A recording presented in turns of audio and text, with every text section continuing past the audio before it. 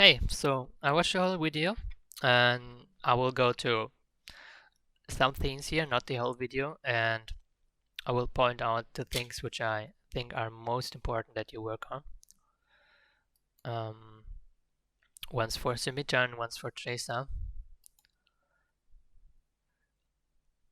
So, first scene is good to watch.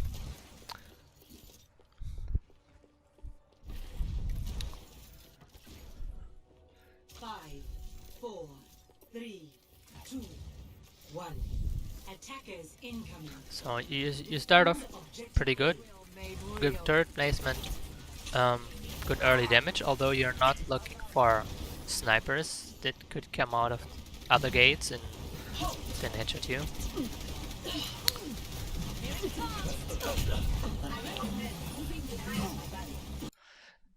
But here you do something you will do all the game, and that is not backing up when you need to, and not sticking with what your tank is dictating you.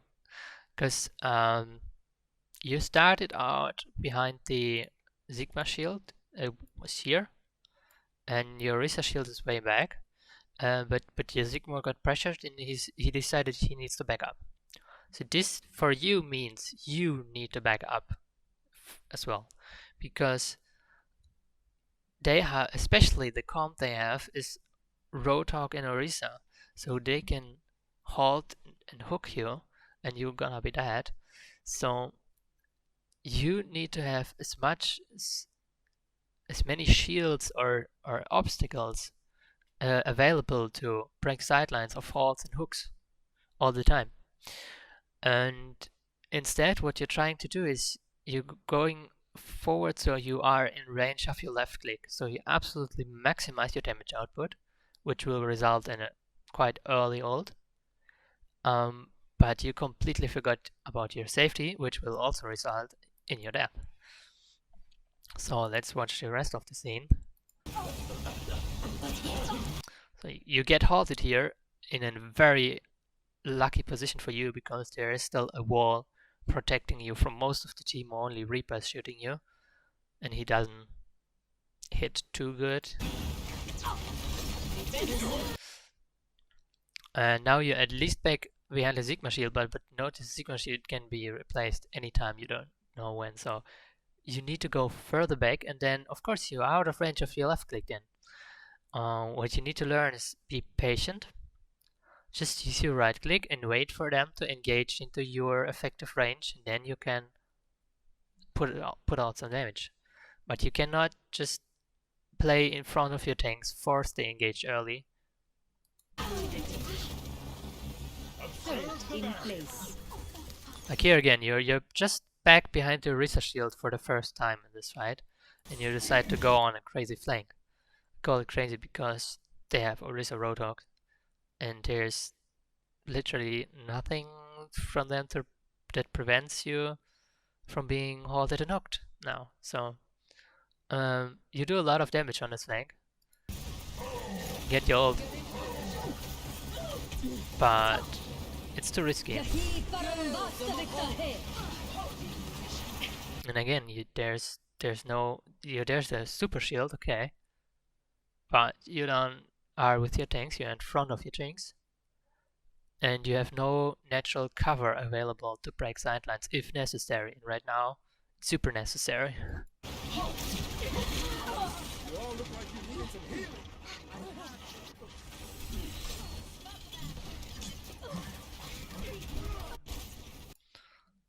So that's your typical Symmetra gameplay all the way. So lots and lots and lots of damage, because you're always in range. But that's because your positioning is too risky. So what I want you to do is have better positioning, be more patient, and it will actually result in less damage at first. But you will be alive when it really matters, and then dish out all the damage you need to do. So let's skip a little forward.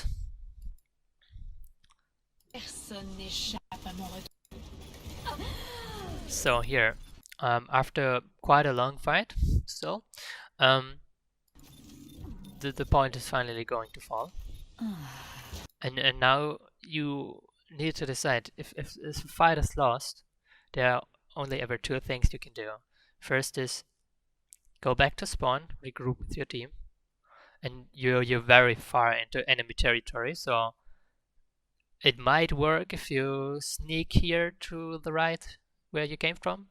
Might also not work. And the other possibilities is go on the objective, die on the objective. Because what you really not want to do to happen ever is the objective to move or get captured. Then you're coming late to the party from behind in this case. And then you die because you're completely alone. And that's called getting staggered. So you absolutely need to prevent getting staggered, and the easiest way is just by getting onto the objective. So objective doesn't make any progress until you're dead. So the enemies are forced to kill you early. So what you do here instead is, I don't know what the purpose is. Objective is taken, then you go into 1v1. Which, you're not supposed to win this 1v1, but in case you do, it's not even a victory, because you're still behind 4 or 5 enemy team members. They will kill you eventually, there's no way around. And the later it happens, the worse for your team. And you can see that after you eventually then die. Oh, what I wanted to show is here. So you just died. Your team needs to regroup. There are actually more people dead on your team, so there's no way your team can fight right now. And the enemies are just passing the arch. And this is the progress the payload has already made for free. And usually if everyone dies on objective before they even start capturing it, then the whole team of 6 can respawn and get back here before they reach the arc. Then you can fight at the arc, which is a very nasty choke point for the enemy to push through. Often leads in full holds right here. But since you died so late, and you were not the only one in your team who died a little late,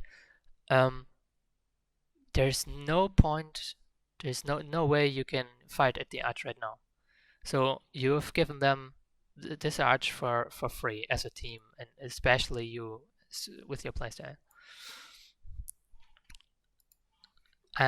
This results in kind of a chain reaction. So we'll skip a little forward, because the actual first fight happens. Fences in place. Happens now. So this is the actual first fight after the first checkpoint is lost. Now look at this. This is most progress already done. And if you lose a fight now, this is not enough to get a second fight. So you have only one fight at this second checkpoint.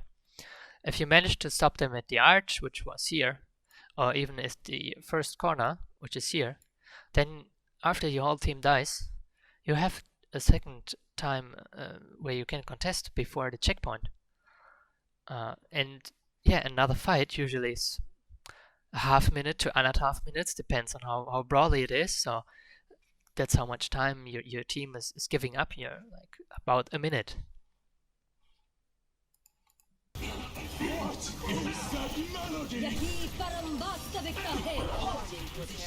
Okay, small thing about your ults in general. A Symmetra, you tend to place them with not enough angle. So let me draw something again. So here's the corridor they're coming out. And you place the ult like this, which doesn't allow you to push any further here. You have a good shield here, and it stops the payload, but you know, they can in theory hide behind the payload and just wait it out. It's more effective if you give it an angle, this. Then your team is able to push all the way into here, because it's very hard for the enemy team to play around this. They either need to get all on the side, which means they are clumped into very few space here, or they all back up on the other side, and then your team can, as I showed with the arrow, can push on. So usually you don't want to put the wall like this or like this. Usually you want to give it an angle so your team can push on this side forward.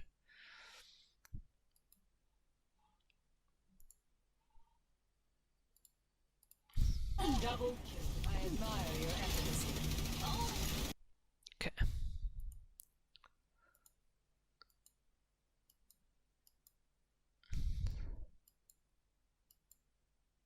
So next fight, Reaper kills everyone, and then you can see no fight happens after this before the checkpoint's taken. Meanwhile, you started on Ashe and Symmetra, which is fine, and now you're Bastion on Symmetra. And Symmetra's biggest strength is shield break, because she doesn't need to reload when she doesn't use ammo when she shoots at shield. But Bastion is the absolute king of shield break, so right now you have just too much shield break. It's not worth it. You're not synergizing in your DPS combo right now, and you just noted to your team that the enemy Reaper is a problem. So Symmetra is very weak versus Reaper. Bastion can duel a Reaper if the Reaper decides to go onto the Bastion. Yeah, but it's who's going to deal with the Reaper if he doesn't die to the Bastion, yeah? So you told your Sigma earlier on to get this done, which is of course a good thing for a Sigma to do, but if he doesn't do so, what are you going to do about it? And right now you're not doing nothing about it, so what I would advise you to do here is switch your character. If you think the Reaper is a problem, yeah, go to something and deal with the Reaper. As a DPS, you have a very wide range of heroes available to deal with threats. In place. Step inside and mortality field. Regen up. Sniper! Sensory application. So the whole time you're firing your orbs here, I can hear the Roadhog to our left, and you can see in the kill stream he was successful at first. So either you didn't hear it or you decided not to go for it. I think you didn't hear it. Yeah, just try to get a better overview. Try to have a picture in your mind where are all the enemies, who's the most vulnerable, because the Roadhog is pushing way too far at this moment. He's pretty much alone, but also of course he's quite a good flanker. He can one-shot a lot of people, so if you ignore him, that gives him the possibility to succeed with his rather bad play.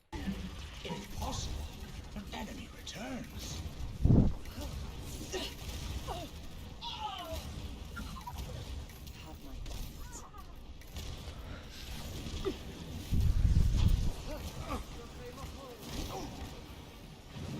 Regen first. So we're going to skip a bit forward here after you use your ult.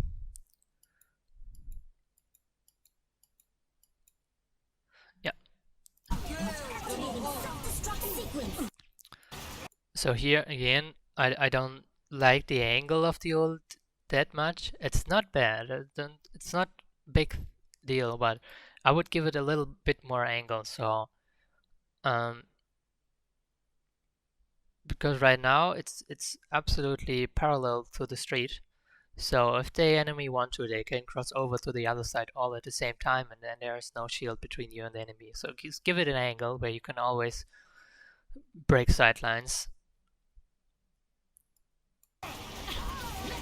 And also, that's the same as the start. Have a plan B for your positioning. Like what happens if the tank, especially if it's a Sigma, can't shield you anymore, or if there is damage incoming, doesn't get blocked from shield. Where do you want to hide? And it seems you don't want to hide at all. You just stay in the middle of the street and try to kill them before they kill you, which doesn't work in this case. So behind you to the right is a health pack room, and of course you can break line of sight there. So you need to back up and find better cover.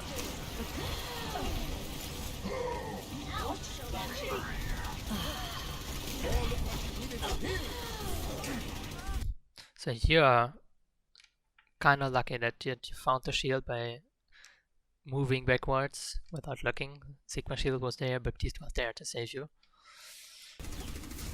I require you. Yeah. This is nothing you could do here versus to me. You saw isolate. 60 seconds remaining. But now it's another important stick. If you are in this situation where fight is probably lost, and payload is very close to finishing, you want to pick stall characters now. Stall characters are all characters that are either highly mobile, hard to hit, or have high self-sustain, or maybe are able to get like the instant pick before they die themselves. That's maybe helpful as well. But yeah, main point is to survive as long as possible on the payload. Get the time further down, because they have 1 minute left, and a good stall can be 1 minute easily. So Symmetra is absolutely not a cell character. You play Tracer later. Tracer is a superb pick. You could probably stall 10-20 seconds with Tracer alone. Or, as I said, mobile characters, one thing, or self-sustained characters like Maze is up crazy good at this point. Yeah, pick something else, because Symmetra doesn't do anything. Symmetra does do exactly this here. You know what happened? Easy to hit and dies before even reaching the payload. Guess what? Sue going to Tracer. And Tracer in general, I noticed your tracking aim is pretty good. So I think if you learn to,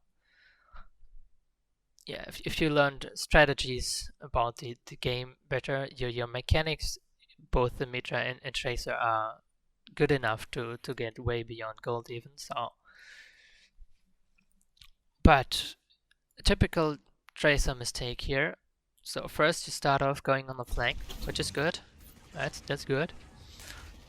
And here you have a peek at the enemy. And now you want to decide what is my focus. There are two different playstyles at Tracer. One is assassination, and the other one is pulse bomb farming. Assassination, you want to pick a target which you think you can kill. So usually 200 health targets, usually maybe immobile, maybe don't have self heal. And try to go for a hit kill, and then go back out and come back with a 6v5. Or if you don't think you can do it, if the enemy composition doesn't allow for it, or something like this, then you can also go for pulse bomb farming. Then you usually go on an easy to hit character like a tank, which doesn't have armor, so it give the damage reduction, and just farm your pulse bomb as fast as possible and use the pulse bomb to make kills happening. But what you do, and lots of Tracers even on high SR do this, they just go in and shoot on the first target that is available and easy to hit. So let's see how this plays out. Our first target is Rodok. So now Rodok got 150, 200 damage, something. And now you try to hit the Mora and hit the Mercy a bit instead. So now both Mora and Mercy got like 50 damage. And now hit a little bit of shield, and a little bit of Roadhog. And now you're on the Orisa. So everyone on the enemy team gets like 20, 50 damage. And no one is really pressured. No one is close to dying. So at least they turn around to deal with you. That's good. They didn't even need to do that actually. But you don't have a clear target. What do you want to pressure? You're pressuring really nobody at this point. So next time you play Tracer, have a peek at the enemy, and then decide for one target, and then go for this one target until it's dead, or until you see an opportunity for someone else to kill, like someone is low, someone is anti-nated, stuff like this. Let's try that again. A little bit of Moira. So, a little bit of Orisa. Orisa is especially bad target because she has when she has armor. A little bit of Roadhog. A little bit of Reaper. Yeah, I think you can see what I mean.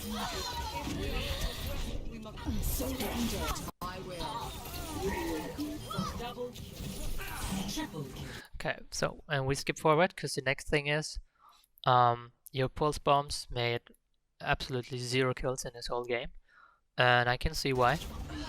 Because the way you use it is very unlikely to hit anything. Here you decide to throw the pulse bomb all the way to McCree, who's there. This is probably 6, 7, 8 meters, something about that. So it's super unlikely that you're going to stick this Roadhog, McCree here with your pulse bomb. You're just throwing it in a general direction, and the range of pulse bomb is not big. So if you miss the McCree, she will just walk away and nothing happens. What you don't want to do with your pulse bomb is get close to someone, point blank. I cannot go in game right now because I don't have time, unfortunately, but you can find tracer guides online how to pulse bomb. So you want to go point blank, look at their feeds, and then press Q. So you go point blank because you want to stick them, give the best possibility to stick them, and then you look down because in case you still miss them, at least it's going to land right next to their feet, and it's not going to fly 5 meters like now you're throwing it the maximum distance. So we're not going to miss the target by too much. So maybe even if you don't stake them, they don't have the time to run away.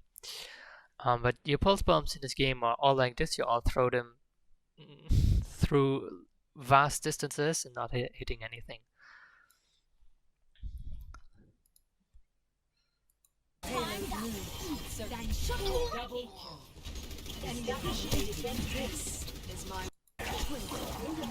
So,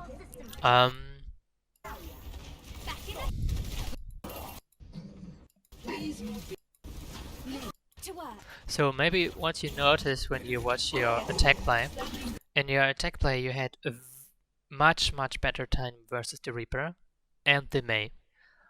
Because with Tracer you were able to get out of their effective range when necessary and then duel them down, because as I said, your mechanics, your aim is good, and you usually won the duels with both Reaper and Mei. So yeah, if you would have switched earlier in the defense to some other character, I think you would have had a lot better time.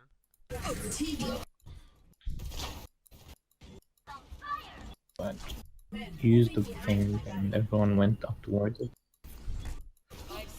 Okay, and we can probably see this.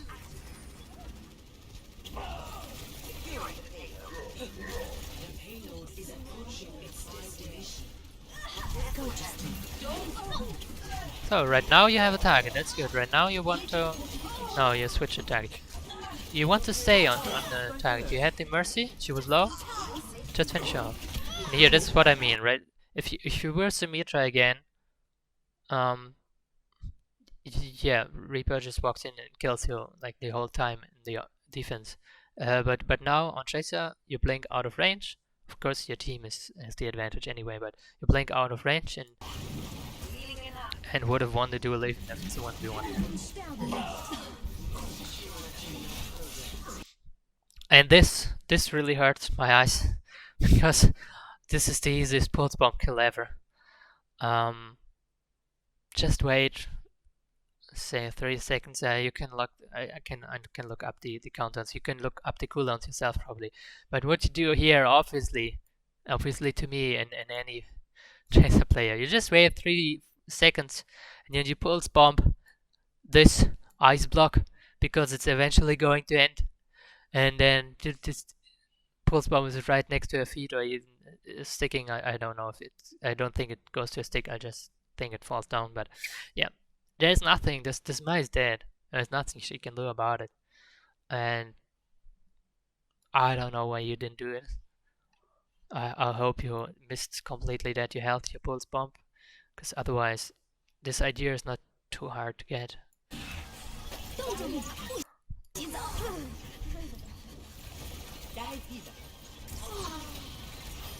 Activating self-destruct sequence.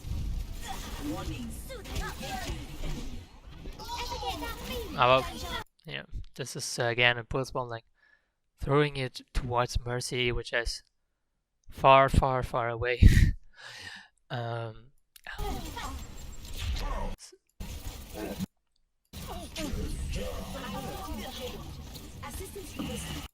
So positioning was the first thing, especially with the Symmetra. Safer positioning, use more cover, stay with your tanks and then wait for the opportunity. Don't force the engage. You're not. Tanks can force the engage. DPS usually cannot. The second thing is ult usage. Both Symmetra ults were not too bad. I think decent, but they can improve a little bit with the angle and such. And Tracer pulse bomb completely useless, and ults are too important in this game to be completely useless. So I think this is the main point you should work on. And the third point, maybe consider switching earlier. If you, especially if you already identified what's the problem. The problem was indeed a Reaper getting too much value by just moving in and killing stuff. So